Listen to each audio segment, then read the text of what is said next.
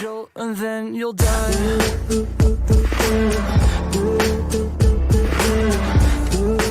Yo, what's going on, guys? It's Squizit back with a brand new video for you guys today. In today's video, we're going to be going over the new content for Labyrinth. We're just going to go through all what everything has to say, everything that the Facebook post has to do with on Labyrinth, as well as I'm going to do a couple stages with you guys, do some little bit kind of like a guide, tips and tricks of what I've learned so far, what I'm guessing it's going to learn, and then what's going to change on the next rotation, and so on and so forth. But this is going to be the basic rules for Labyrinth. Items needed: Labyrinth ticket obviously opens after clearing adventure normal 10-7. So for those newer players, you'll have to get up to 10-7 to play Labyrinth. Basic information: you can enter the Labyrinth through the Labyrinth icon in the northern region of Laurasia. At first I couldn't find it, but it's in the northern region. You must use a Labyrinth exclusive ticket to proceed with one ticket used per stage. So each little hexagon, or hexagon you go, it's gonna be take one ticket, whether it's gonna whether it's a chest stage, a merchant stage, a healing stage. It's all gonna take one ticket used. Finishing a stage on the board will allow you to move to the next stage. You'll be able to choose your own path as well. You can earn Labyrinth points or merchant shop points after the battle ends. So the merchant shop points is the gold L currency, and the Labyrinth points are the silver looking currency. The Labyrinth points is what you're going to be able to buy talismans with, and I think a couple other things. And the silver looking one, the Labyrinth points, the Labyrinth points, that's what maybe they're opposite, whatever. The gold one is for purchasing talismans and everything inside Labyrinth, and then the silver one is for purchasing everything in the shop, like the tickets and or all the stuff that you get exclusive for that currency. The Labyrinth resets once every Labyrinth resets every 2 weeks. Ranking info, gameplay info, etc. If you cannot proceed in the Labyrinth, you can try again by tapping try again. I don't suggest tapping try again. Unless you are, I guess, stuck, I guess. I don't know. I think it resets you all the way back to stage 1. I don't know if it gives you back your currency. Don't think so. I don't want to try it. Labyrinth is split into several parts, and you can choose the area you want to go. All battles in Labyrinth are played in auto combat mode and are set at the fastest speed. The only thing you can change is whether you're attacking normal monsters, the new AI, which is attacking elemental advantage, or boss monsters, and I think that's all you can choose from. Let's go over the Labyrinth stage list. So the single sword is normal battle. Normal monsters appear. You can earn coins/points, which can be used in the Labyrinth store and merchant shop. Greater battle is the two swords. Monsters with higher stats compared to normal battle appear. You can earn more points or coins/points than in a normal battle. I would go for the greater battles these early stages, and later stages probably try to go for the normal battles, just because the greater battle right now is really easy. I think everything's like level 50, and then normal battle is the same way right now as starting off, but later on you go, it's just going to get more difficult, meaning greater battle is going to get more difficult when normal battle is just kind of going to be normal. Boss battle is going to be the boss icon. Stronger monsters appear when compared to greater battle, and you can earn even more coins/points. In addition, you could also earn talismans when completing battles. I've earned talisman, I think, every boss battle that I've done. You can buy talismans with merchant shop coins earned in the Labyrinth. Talismans are items that only work in the Labyrinth. Area of recovery: you can recover your heroes with low HP. You can earn our treasure chests. You can earn items such as Tears of the Goddess. We'll go over the Tears of the Goddess, Labyrinth points, and merchant shop coins. Tears of the Goddess exclusive items that can revive. I was gonna go over it after. Tears of the Goddess exclusive item that can revive one fallen hero. Revive area: you can revive one random fallen hero at this one.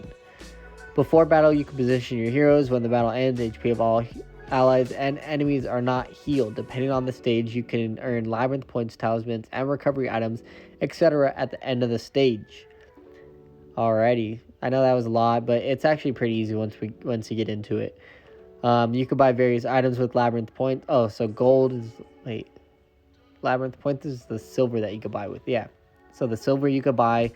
The best thing to do, I mean, if you're low on Tome of the Fairies, that's what it's called now. If you're low on that, then maybe buy that, but they're not really used as much. I would buy only the 5-star Mirror of Choice. I wouldn't even buy the 4-star Mirror of Choice or the Legendary Scrolls. I mean, you could get 100 Legendary Scrolls, and then I mean that's 30-day limit. But first things first, go for that 5-star Mirror of Choice, just so you don't have to spend on dupe or you don't have to spend gems on getting dupes from the drop rate ups or anything like that anymore. You could just get this, and it gives you 10, so 40 in 1 week, I think 40 in the next week, that's 80. So then the third week you should have one of them to summon a 5-star Mirror of Choice. Hero Revival, it's going to look like that. That's going to be the Tears of the Goddess up at the top right, with the 0 and a little potion thing. You can revive a selected hero by using a revive item. You can buy the revive item in the Labyrinth store as well. Talisman Bag. When you get talismans, they are registered in the talisman bag. You can check the grade, type, stat, description of talismans you own. You can check how much talismans you have, you can view how much time is left till the labyrinth resets. When the labyrinth resets, labyrinth points do not reset, and merchant shop coins are reset to 300. So that's the merchant shop coins, or the gold ones that you'll be using to buy the talismans. So at least it doesn't go back down to 0. It goes down to 300. Rankings will reset with the labyrinth exploration time resets. Currently, there are no rankings for rewards. If there are any changes in the future, we will notify you through a post. So there is kind of like a leaderboard of who's on top, but there's no reward for anybody being higher than the other person. And then the talismans grade are labyrinth talismans. Talismans are labyrinth exclusive stat / skill enhancing items. I've got this question already. Does these talismans, are they used just in Labyrinth, or are they used everywhere in the game? It's only going to be in Labyrinth that you'll get these extra stats. By collecting talismans, you can steadily strengthen your allies' abilities in battles within the Labyrinth.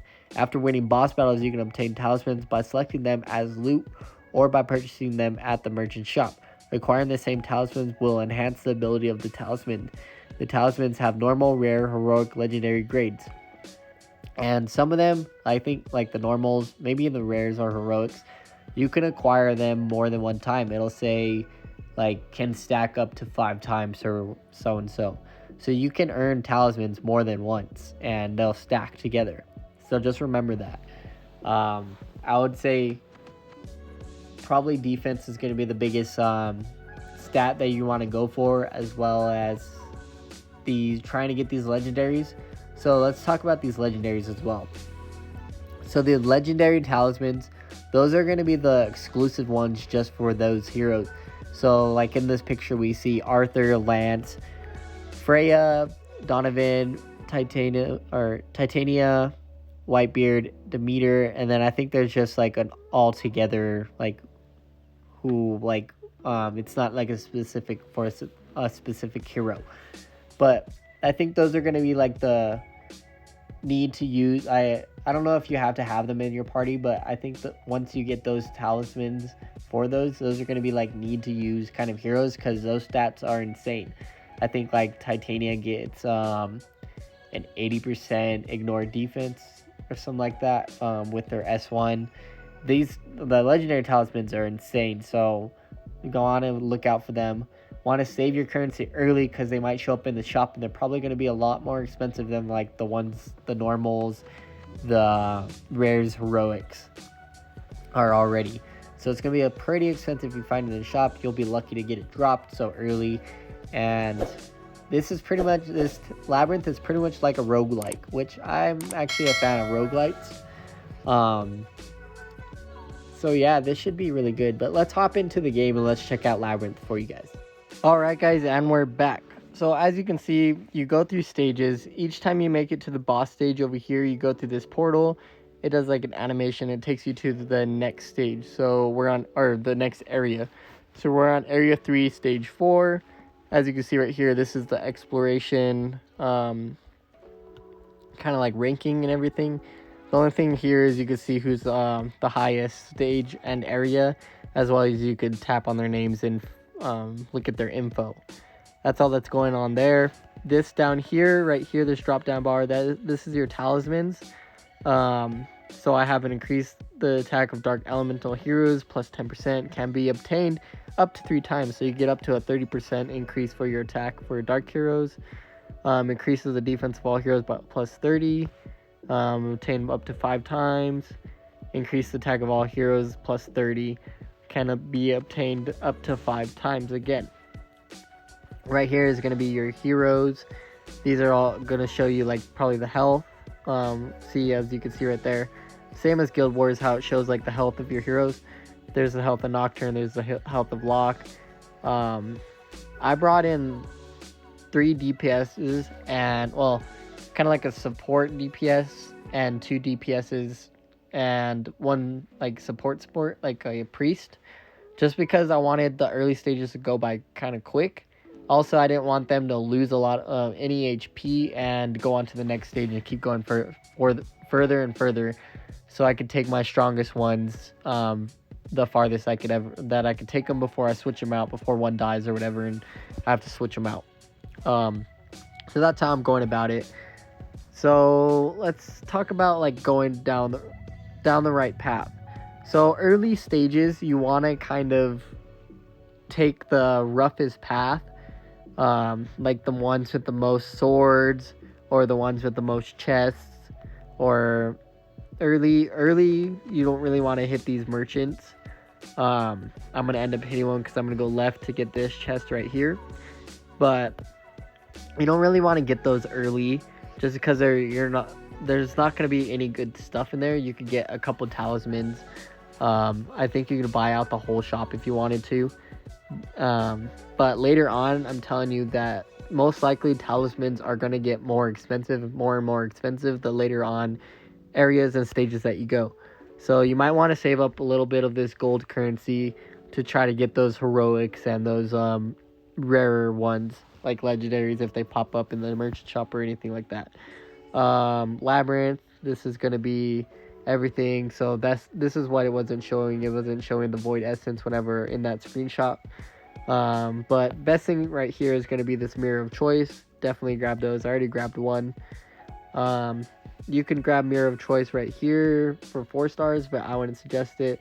Legendary scrolls, you get a free 4-star from that, RNG based. Ancient Dust, not really worth it. Jewel of Nether, not really worth it, because crafting in this game sucks, and I'd rather not waste my silver on crafting in RNG to get a rune that I'm most likely just going to sell that rune, and it would have cost me more just to sell all those runes than to waste, like, 100,000 to craft like a good rune, or try to craft a good rune and then end up selling it. So I wouldn't even waste the currency on these hundreds and Ancient Dust right here. Talisman bag, this is where you're going to be able to see everything. These are the ones that you could that aren't for like a specific hero. So this time around, it's at the end of the ally's turn, their skill cooldowns is reduced by 1 turn. So that's pretty cool. That's for all your heroes. Same with this one. Mobility, you wouldn't need Esp right there. Demeter, they're just affected by their skills. Like skill damage is increased by 45%. Also applies the hidden strength, so that's for one of his skills. It gets more attack. Walk type additional damage is increased 90%. Also applies to hidden strength. Blah blah. So those are the ones specific to. So what I'm thinking is each 2 weeks, these talismans, these legendaries for specific heroes, are going to change to different heroes. I'm guessing these heroes are going to be like more like much better for this go around of Labyrinth, just because they already have, if you get both the or any of these legendary, where is it, any of the, oh my gosh, where is it, I need to get used to this, any of these legendary talismans for anyone, and you have them built, you should most likely be building whoever's like legendary talismans that's here. You should be putting on good runes and everything just so you can get further if you end up pulling a Labyrinth or a legendary. But that's gonna be it for everything. Oh yeah, these, it responds every 2 hours, and each day you could get 4 Labyrinth tickets in total. So let's go into some of these. So I've just been starting battle, not even worrying about where each character is going or anything like that, and just letting it play out. Usually Noct just kills everything. Yep, see, and then Uriel also finishes it up. Boom, killed all those Merlins. We got 58, and mainly I want to get this stuff because that's the best stuff. Oh, I can't go this way, huh? So let's just go into the greater battle again. Probably gonna one shot because these guys are really low.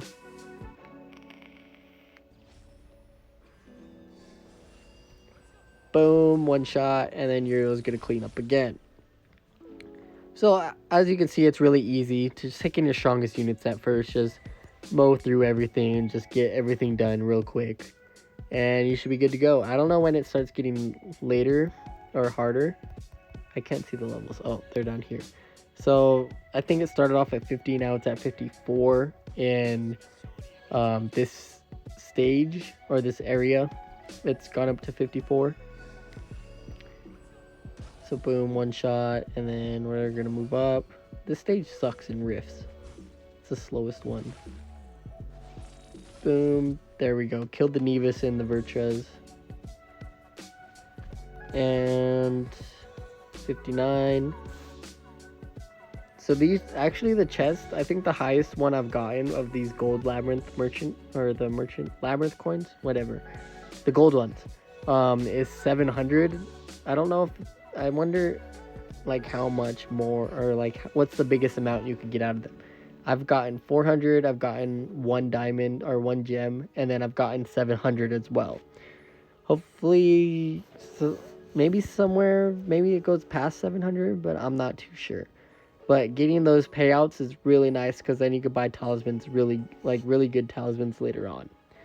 But that's going to be the end of the video for you guys today. I'm going to try to get as far as I can through Labyrinth, see where I get within these 9 days, and go from there.